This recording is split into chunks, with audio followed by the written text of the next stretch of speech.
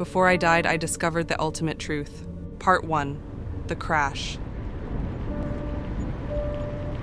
The screech of tires pierces the night, a banshee wail that tears through the quiet suburban streets. My hands grip the steering wheel, knuckles white with tension. The world outside my windshield becomes a blur of motion. Streetlights stretching into long streaks of amber against the darkness. I'm going too fast. I know this, somewhere in the rational part of my mind, but that voice is drowned out by the thundering of my heart and the rush of adrenaline in my veins. The speedometer needle climbs higher, higher, impossibly high. Why am I running? The thought flits through my mind, elusive as a dream upon waking. There was a meeting, wasn't there? Angry voices, accusations thrown like daggers. A revelation that threatened everything I'd built. No time to dwell on that now. I take a corner too sharply, feel the car's tires lose their grip on the rain-slicked road. For a moment, I'm weightless, suspended between heartbeats as the vehicle begins to spin. Time slows. The crunch of metal comes next, a cacophony of destruction, as my car collides with something. A tree? Another vehicle? It doesn't matter. The impact sends me lurching forward, held back only by my seatbelt cutting into my chest and shoulders. Glass shatters, 1,000 diamonds exploding inward. I can see my reflection in them. 1,000 fractured images of wide eyes and parted lips. Is that really me? I look afraid. I'm never afraid. Sarah Thorne doesn't do fear.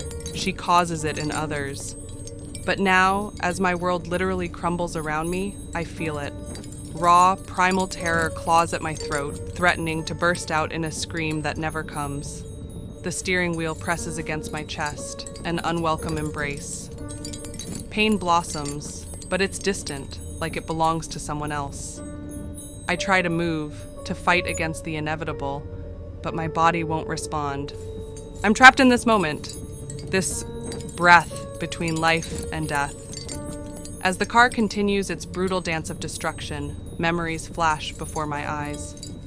Not my life flashing before me. No, nothing so cliché. Instead, I see fragments of the person I've become. A campaign rally, my voice ringing out over a sea of faces. I promise you a safer, stronger city. The words taste like ash in my mouth now.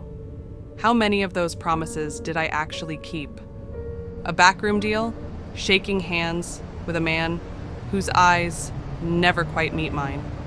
You scratch my back, I scratch yours, Ms. Thorne.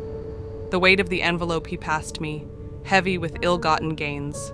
My mother's funeral, standing dry-eyed at the graveside while others wept. Did I feel anything at all that day?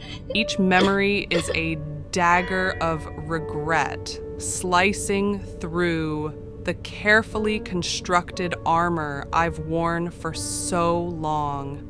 Is this my punishment? To see the truth of who I am in my final moments? The world continues to spin, a kaleidoscope of shattered glass and twisted steel.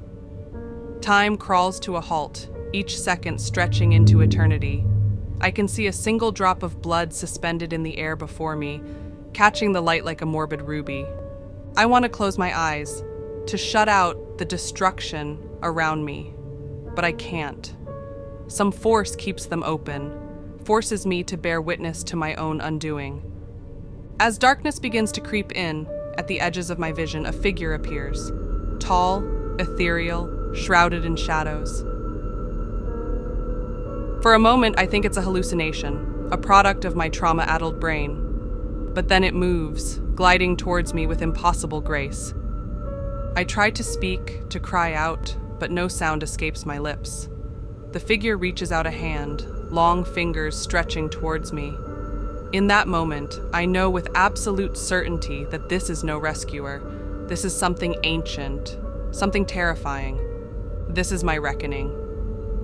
As the hand draws closer, the world goes dark. The last thing I see is a pair of eyes, burning with an otherworldly light, staring into my very soul. Then nothing.